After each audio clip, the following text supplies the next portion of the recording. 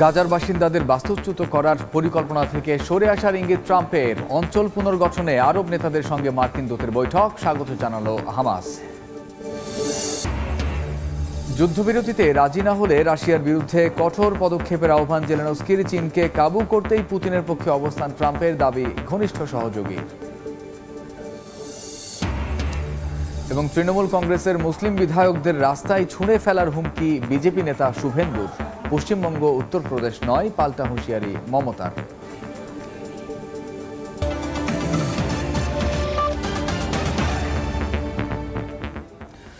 আন্তর্জাতিক সময়ের সঙ্গে আছে আমি কামরুজ্জামান মামুন। গাজার বাসিন্দাদের বাস্তুচ্যুত করার পরিকল্পনা থেকে সরে আসার ইঙ্গিত দিয়েছেন ডোনাল্ড ট্রাম্প। বুধবার হোয়াইট হাউসে আয়ারল্যান্ডের প্রধানমন্ত্রীর সঙ্গে এক বৈঠকে ট্রাম্প বলেন, গাজা থেকে কাউকে বহিষ্কার করা হবে না। অন্যদিকে গাজা পুনর্গঠনে পরিকল্পনার বিষয়ে আরব নেতাদের সঙ্গে বৈঠক করেছেন মধ্যপ্রাচ্যের মার্কিন দূত স্টিভ উইটকফ। ট্রাম্পের সিদ্ধান্ত পরিবর্তনের ইঙ্গিতকে স্বাগত জানিয়েছে হামাস। এদিকে ত্রাণ সহায়তা প্রবেশ বন্ধ থাকায় উপত্যকা জুড়ে দেখা দিয়েছে ভয়াবহ খাদ্য, জ্বালানি ও ওষুধের সংকট। হামাসের হাতে থাকা বাকি জিম্মিদের মুক্তি দিতে ফিলিস্তিনের স্বাধীনতাকামী সংগঠনটিকে বাধ্য করতে কিছুদিন আগে গাজায় ত্রাণ ও বিদ্যুৎ সরবরাহ প্রবেশ বন্ধ করে দেয় ইসরায়েল।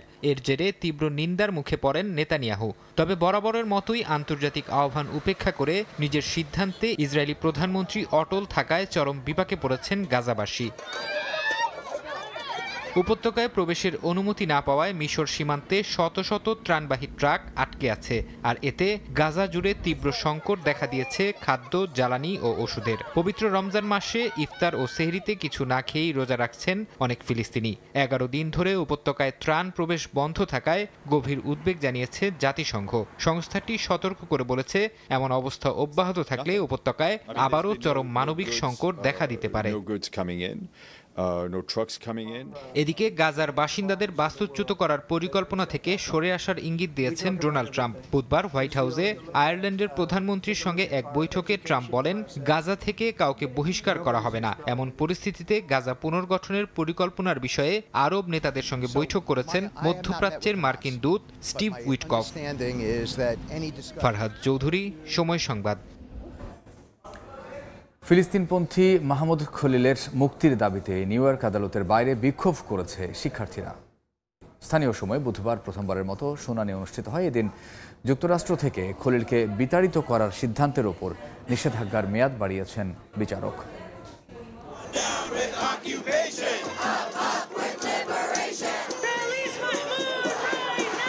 স্থানীয় সময় বুধবার নিউ ইয়র্ক আদালতের বাইরে অবস্থান নেয় বিভিন্ন বিশ্ববিদ্যালয়ের শিক্ষক শিক্ষার্থীরা। যোগ দেন সাধারণ মানুষও। ফিলিস্তিনপন্থী বিক্ষোভে যুক্ত থাকার অভিযোগে কলম্বিয়া বিশ্ববিদ্যালয়ের শিক্ষার্থী মাহমুদ খলিলের গ্রেপ্তারের প্রতিবাদ জানান আন্দোলনকারীরা। দ্রুত মুক্তির দাবিও জানানো হয়। এদিন আদালতে প্রথম শুনানি অনুষ্ঠিত হয়। আদালতে খলিলের আইনজীবী জানান, ফিলিস্তিনিদের অধিকারের পক্ষে সোচ্চার হয় তার মক্কেলকে লক্ষ্যবস্তু বানানো হয়েছে। তাকে নিউ ইয়র্কে ফিরিয়ে আনার দাবি জানান আইনজীবী। পরে খলিলকে যুক্তরাষ্ট্র থেকে বিতাড়িত করার সরকারের সিদ্ধান্তের বিরুদ্ধে নিষেধাজ্ঞার মেয়াদ বাড়ান বিচারক। তাকে গ্রেপ্তার করাটা অসাংবিধানিক কিনা তা বিবেচনা করার জন্য আরও সময় নেওয়ার লক্ষ্যে বিচারক এমন আদেশ দিয়েছেন। এটা একটি নজিরবিহীন ঘটনা। তার গ্রিন কার্ড বাতিল এবং তাকে যুক্তরাষ্ট্র থেকে বিতাড়িত করতে যেসব কারণ দেখানো হয়েছে তা স্পষ্ট। তিনি একজন বৈধ বাসিন্দা, যুক্তরাষ্ট্রের নাগরিক। গত বছর কলম্বিয়া বিশ্ববিদ্যালয়ে ফিলিস্তিনপন্থী বিক্ষোভে গুরুত্বপূর্ণ ভূমিকা রাখেন খলিল। গেল রোববার তাকে গ্রেপ্তার করেন মার্কিন অভিবাসন কর্মকর্তারা। গ্রেপ্তারের পর প্রথমে নিউ জার্সিতে আটক রাখা হয়। পরে তাকে লুইজিয়ানা অঙ্গরাজ্যের একটি অভিবাসী আটক কেন্দ্রে নিয়ে যাওয়া হয়। আপাতত সেখানেই তাকে রাখা হবে বলে ধারণা করা হচ্ছে। ফিলিস্তিনি বংশোদ্ভূত খলিলের স্ত্রী একজন মার্কিন নাগরিক। খলিল 2022 সালে শিক্ষার্থী ভিসায় যুক্তরাষ্ট্রে যান। গত বছর দেশটির স্থায়ী বাসিন্দা হন খলিল। রাহানুল রানা, সময় সংবাদ। পাকিস্তানের বেলুচিস্তানে বিচ্ছিন্নতাবাদী সংগঠন বেলুচিস্তান লিবারেশন আর্মি বা BLA এর সাম্প্রতিক হামলা আবারও নজর কেড়েছে আন্তর্জাতিক গণমাধ্যমের। তাদের উগ্র সন্ত্রাসী কার্যক্রম আবারও মাথাচাড়া দিয়ে ওঠার শঙ্কা দেখা দিয়েছে। জাফর এক্সপ্রেস ট্রেনে হামলার ঘটনায় সংগঠনটি শক্তি প্রদর্শনের বার্তা দিলেও এর পেছনের বাস্তবতা আরও গভীর। BLA কি কি তাদের লক্ষ্য আর কিভাবে তারা দীর্ঘদিন ধরে পাকিস্তান রাষ্ট্রের বিরুদ্ধে লড়াই চালিয়ে যাচ্ছে তা নিয়েই এবারের প্রতিবেদন। বিশ্লেষকরা বলছেন সংগঠনটি শুধু সশস্ত্র হামলাই নয়, কার্যকরী প্রচার নীতির মাধ্যমেও তরুণদের আকৃষ্ট করছে। বিএলএ সংবাদে থাকার কৌশল রপ্ত করেছে এবং একাধিক ফ্রন্টে বিভক্ত হয়ে রাষ্ট্রকে ব্যস্ত রাখছে। হামলা ও ফ্রন্টের সংখ্যা যেভাবে বাড়ছে তাতে এটা স্পষ্ট যে বিএলএর সদস্য বাড়ছে এবং এখন তারা অভিযানের জন্য আরও বেশি সম্পদ ও জনশক্তি নিয়োজিত করতে পারছে। বেলুচিস্তান পাকিস্তানের সবচেয়ে বড় কিন্তু অর্থনৈতিকভাবে সবচেয়ে পিছিয়ে পড়া প্রদেশ। খনিজ সম্পদে সমৃদ্ধ হলেও স্থানীয় জনগণের অভিযোগ, কেন্দ্রীয় সরকার তাদের সম্পদের সুবিধা নিয়ে তাদের অবহেলিত করে রাখছে। বিশেষ করে চীন পাকিস্তান ইকোনমিক করিডর এবং গভীর সমুদ্র বন্দর গোয়াদারের প্রকল্পকে ঘিরে ক্ষোভ বেড়েছে। বেলুচো নেতাদের দাবি, এসব প্রকল্প থেকে বেলুচো জনগণের কোনো লাভ হচ্ছে না, বরং তাদের আরও প্রান্তিক অবস্থানে ঠেলে দেওয়া হচ্ছে। বিএলএ মূলত পাকিস্তানি সামরিক বাহিনী, নিরাপত্তা বাহিনী এবং চীনা প্রকল্প ও নাগরিকদের ওপর হামলা চালিয়ে থাকে। 2018 সালে করাচিতে চীনা কনসুলেটে হামলা এবং 2022 সালে করাচি বিশ্ববিদ্যালয়ে এক চীনা অধ্যাপককে হত্যা সংগঠনটির বহুল আলোচিত হামলার অংশ। সাম্প্রতিক জাফর এক্সপ্রেস ট্রেনে হামলার ক্রমবর্ধমান ক্ষমতারই ইঙ্গিত দেয়। বিশ্লেষকদের মতে বিএলএর এই হামলা কোনো বিচ্ছিন্ন ঘটনা নয়। বর্তমানে সংগঠনটির নেতৃত্বে রয়েছে বশির জাইদ বেলুচো, যিনি একসময় বেলুচো ছাত্র সংগঠনের নেতা ছিলেন। এছাড়াও হাম্মাল রেহান নামে একজন নেতা সংগঠনটির মাজিদ ব্রিগেড পরিচালনা করে থাকেন। বিএলএর অর্থায়নের উৎসও বিতর্কিত। পাকিস্তানের দাবি, বিএলএ আফগানিস্তান ও ইরানের মাটিতে ঘাঁটি গেড়েছে। ভারত সহ বিভিন্ন দেশ থেকে অর্থায়ন পায় তারা। তবে বিশ্লেষকদের মতে মাদক পাচার, চাঁদাবাজি ও খনিজ সম্পদের অবৈধ বাণিজ্য থেকেও বিপুল পরিমাণ অর্থ পায় তারা। বিএলএর বেশিরভাগ নেতৃত্ব ইরান এবং আফগানিস্তান থেকে পরিচালিত হচ্ছে। এই গোষ্ঠী বিভিন্ন অবৈধ কর্মকাণ্ড যেমন মাদক পাচার ও মুক্তিপণের জন্য অপহরণের মাধ্যমে অর্থ সংগ্রহ করে। এছাড়া বেলুচ প্রবাসী সম্প্রদায়ের কিছু ব্যক্তিও অর্থায়ন করে থাকে। তাদের প্রশিক্ষণ ইরান, আফগানিস্তান ও বেলুচিস্তানের কিছু এলাকায় হয়, আর অস্ত্র সংগ্রহ করা হয় ইরান ও আফগানিস্তানের কালো বাজার থেকে। পাশাপাশি আফগানিস্তানে ফেলে যাওয়া মার্কিন অস্ত্রও ব্যবহার করা হয়। বিএলএর ক্রমবর্ধমান কার্যক্রম পাকিস্তানের নিরাপত্তার জন্য বড় চ্যালেঞ্জ হয়ে উঠেছে। বিশেষ করে চীনের বিপুল বিনিয়োগকে লক্ষ্য করে হামলা চালানোর কারণে আন্তর্জাতিক মহলেও উদ্বেগ বেড়েছে। পাকিস্তানি সেনাবাহিনী হয়তো সাময়িকভাবে হামলা দমন করেছে, কিন্তু বেলুচিস্তানের হতাশাগ্রস্ত তরুণদের কাছে বিএলএর প্রভাব ক্রমেই বাড়ছে। আমিরুল ইসলাম আলিফ, সময় সংবাদ। চীনের বিরুদ্ধে কার্যকর ব্যবস্থা নিতেই ইউক্রেন যুদ্ধে রুশ প্রেসিডেন্ট ভ্লাদিমির পুতিনের পক্ষে অবস্থান নিয়েছেন ডোনাল্ড ট্রাম্প। মার্কিন প্রেসিডেন্টের ঘনিষ্ঠ সহযোগী স্টিভ ব্যানন গণমাধ্যমকে জানান, রাশিয়ার সঙ্গে সমঝোতা করাই ট্রাম্পের ইউক্রেনকে পরিত্যাগ করার মূল উদ্দেশ্য। এদিকে দ্য গার্ডিয়ানের প্রতিবেদন অনুযায়ী যুদ্ধবিরতির প্রস্তাবে রাজি করাতে রাশিয়াকে অর্থনৈতিক সুবিধার পাশাপাশি পুতিনের অনেক শর্ত মেনে নিতে পারেন ট্রাম্প। সাবেক প্রেসিডেন্ট জো বাইডেনের শাসনামলে রাশিয়ার বিপক্ষে যুদ্ধক্ষেত্রে ইউক্রেনের ঢাল হয়ে দাঁড়ায় যুক্তরাষ্ট্র। কিয়েভকে সামরিক, অর্থনৈতিক সহ সব ধরনের সুযোগ সুবিধা দিয়ে আসছিল ওয়াশিংটন। তবে যুক্তরাষ্ট্রের ক্ষমতার পট পরিবর্তনের পরই ইউক্রেনের জন্য দেখা দেয় বিপত্তি। নতুন প্রেসিডেন্ট ডোনাল্ড ট্রাম্প কখনো জেলেনস্কিকে স্বৈরশাসক বলে কটূক্তি করেন, আবার কখনো মার্কিন সাহায্যের বিনিময়ে ইউক্রেনের খনিজ সম্পদের মালিকানা চেয়ে বসেন। এমনকি বিভিন্ন সংবাদ সম্মেলনে পুতিনকে বন্ধু আখ্যা দিয়ে তার ভূয়সী প্রশংসা করেন। ট্রাম্পের এমন নীতি নিয়ে অনেকের মনে প্রশ্ন, হঠাৎ কেন ইউক্রেনকে বাদ দিয়ে রাশিয়ার পক্ষ নিচ্ছেন ট্রাম্প? ট্রাম্পের একজন ঘনিষ্ঠ কর্মকর্তা স্টিভ বেনন এর ব্যাখ্যা দিয়েছেন। তিনি বলেন, চীনের বিরুদ্ধে শক্তিশালী অবস্থানে থাকতেই শি জিনপিং এর মিত্র পুতিনের সঙ্গে মানিয়ে চলতে চাচ্ছেন ট্রাম্প। রাশিয়ার সঙ্গে সমঝোতা করে চীনের বিরুদ্ধে কার্যকর ব্যবস্থা নিতে চায় ট্রাম্প প্রশাসন। এক পডকাস্টে ব্যানন অভিযোগ করেন, চীনের কমিউনিস্ট পার্টি যুক্তরাষ্ট্রের বিরুদ্ধে অর্থনৈতিক যুদ্ধ চালাচ্ছে। তার ভাষ্যমতে মার্কিন অভিজাত শ্রেণী চীনের হাতে অর্থনৈতিক কর্তৃত্ব তুলে দিয়েছে, যা এখন সম্পূর্ণভাবে বিচ্ছিন্ন করা ছাড়া রোধ করা সম্ভব নয়। তিনি এও দাবি করেন, ওয়াশিংটনের সামরিক সক্ষমতাকে সমীহ করে যুদ্ধে জড়াতে চায় না বেইজিং। দ্য গার্ডিয়ানের এক প্রতিবেদন অনুযায়ী মস্কো যুদ্ধবিরতির প্রস্তাবে রাজি না হলে ট্রাম্প পুতিনকে রাজি করাতে নানা ধরনের চেষ্টা করবেন। ট্রাম্প হয়তো রাশিয়ার জন্য কিছু আর্থিক সুবিধা দিতে পারেন, ইউক্রেনের সেনাবাহিনীর নিরস্ত্রীকরণ, ন্যাটোতে ইউক্রেনের প্রবেশ ঠেকানো এবং ক্রিমিয়া উপদ্বীপ সহ আংশিক অধিকৃত এলাকায় কর্তৃত্ব রাখা সহ পুতিনের নানা দাবি মেনে নিতে পারেন ট্রাম্প। তবে সবকিছু ইউক্রেন ও ইউরোপের দেশগুলো নাও মেনে নিতে পারে বলে মনে করছেন বিশ্লেষকরা। মালিহা সুহরাওয়ার্দী, সময় সংবাদ। এবার মার্কিন পণ্যের উপর বিশাল শুল্ক আরোপের ঘোষণা দিয়েছে ইউরোপীয় ইউনিয়ন ও কানাডা। যুক্তরাষ্ট্রের $২,৮০০ কোটি মূল্যের বিভিন্ন পণ্যে শুল্ক আরোপ করছে ইইউ। আগামী মাস থেকে এটি কার্যকর হচ্ছে বলে জানিয়েছে ইউরোপীয় কমিশন।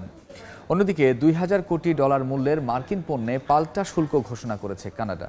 ডোনাল্ড ট্রাম্প যুক্তরাষ্ট্রে আমদানিকৃত ইস্পাত ও অ্যালুমিনিয়াম পণ্যে 25% শুল্ক আরোপ করার ঘোষণার পরই এমন পদক্ষেপ নিল ইইউ ও কানাডা।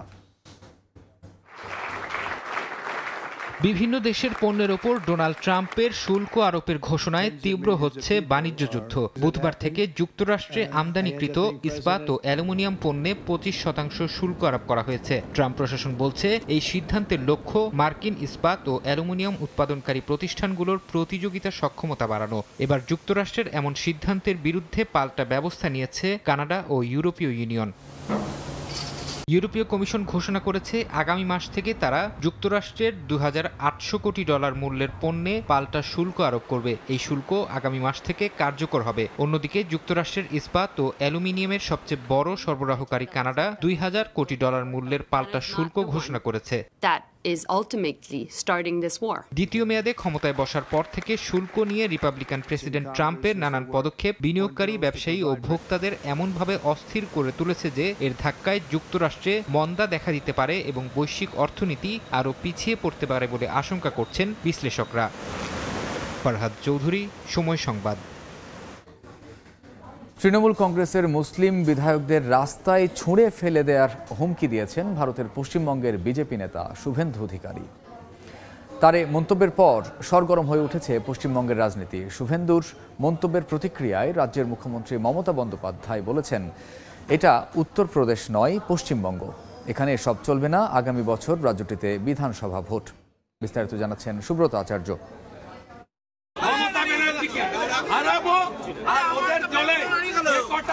মুসলমান এমএলএ দিকে আসবে, বিজেপি সরকারে আসবে, তুলে রাস্তায় ফেলবে। পশ্চিমবঙ্গ বিধানসভার বিরোধী দলীয় নেতা শুভেন্দু অধিকারীর আপত্তিকর মন্তব্যের জেরে গত কয়েকদিন ধরেই উত্তপ্ত রাজ্যের রাজনীতি। শুরু হয়েছে তুমুল আলোচনা সমালোচনাও। শুভেন্দুর মন্তব্যের পাল্টা জবাবে মুখ্যমন্ত্রী মমতা বন্দ্যোপাধ্যায় বলেছেন, এটা উত্তরপ্রদেশ নয়, এটা পশ্চিমবঙ্গ।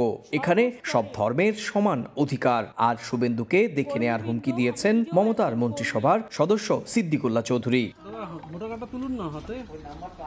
আগামী বছর রাজ্যটিতে বিধানসভা নির্বাচন। বিজেপি নির্বাচনে বিপুল ভোটে জয়লাভ করে ক্ষমতায় ফিরবে বলে কদিন আগেই দলটির শীর্ষ নেতারা আভাস দিয়েছিলেন।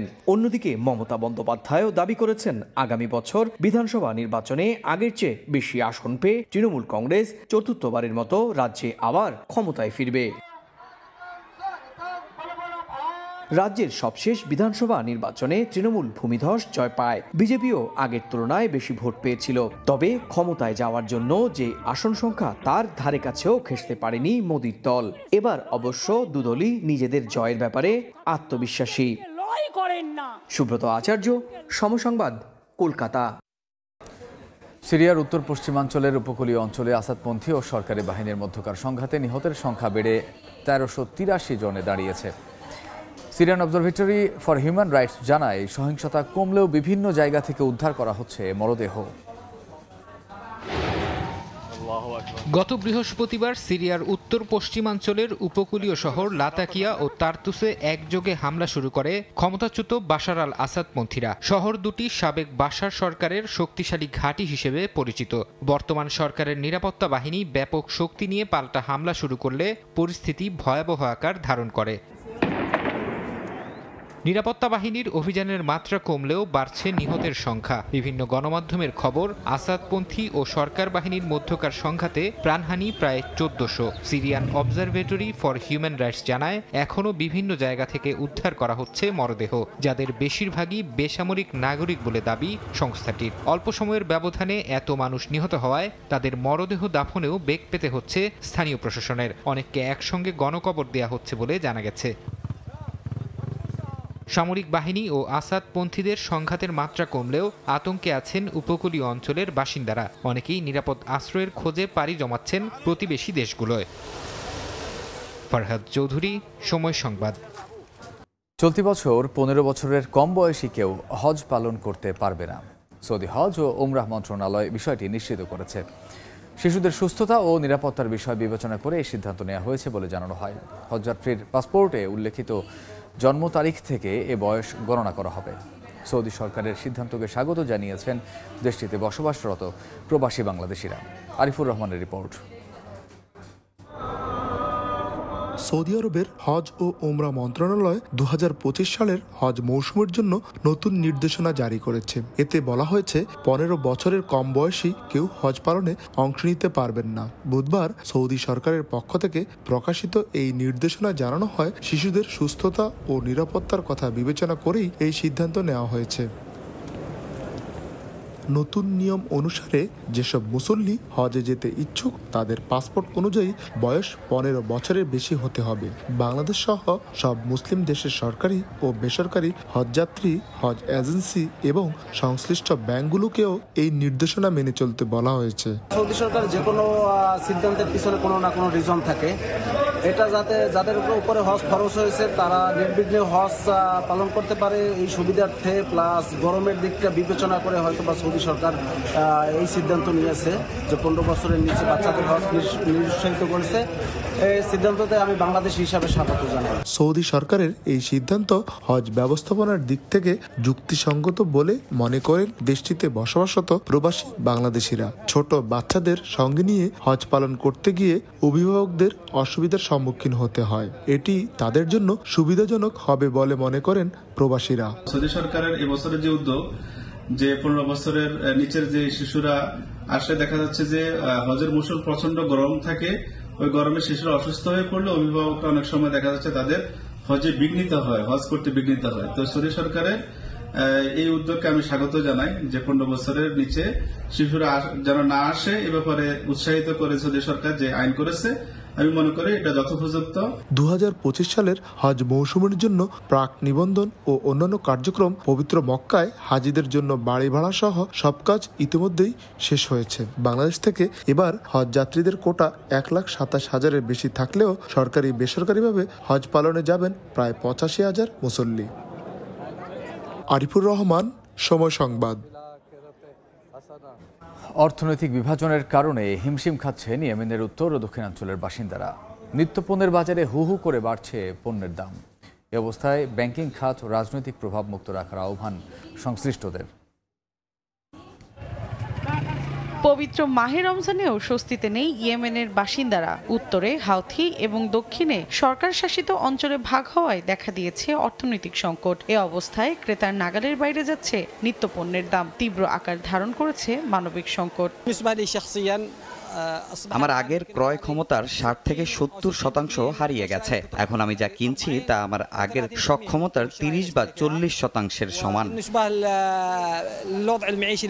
2014 সালে গৃহযুদ্ধ শুরুর পর থেকে অর্থনৈতিকভাবে বিভক্ত ইয়েমেন। হাউথিরা রাজধানী সানা দখল করে প্রেসিডেন্ট আব্দ রাব্বু মানসুর হাদির সরকারকে উৎখাত করার পর কেন্দ্রীয় ব্যাংক দুটি শাখায় ভাগ হয়ে যায়। এর মধ্যে সরকার নিয়ন্ত্রিত শাখাটি আন্তর্জাতিকভাবে স্বীকৃতি হওয়ায় আছে নতুন নোট ছাপানোর সুবিধা। এ অবস্থায় সরকারের অর্থ ছাপানোর নীতিকে অযৌক্তিক বলে অভিহিত করেছে হাউথিরা। এটি গুরুতর সমস্যা। আপনি যদি আদেন থেকে সানায় 1 লাখ ইয়েমেনি রিয়াল পাঠাতে চান তাহলে মাত্র 20,000 পৌঁছাবে, অর্থাৎ 80,000 রিয়াল কেটে রাখা হবে। একইভাবে আদেনে $100 পাঠাতে গেলেও নানা সমস্যা দেখা দিচ্ছে, কারণ আদেনের বেশিরভাগ মানি এক্সচেঞ্জার এখন ডলার বা সৌদি রিয়ালে কোনো রেমিটেন্সই গ্রহণ করতে চান না।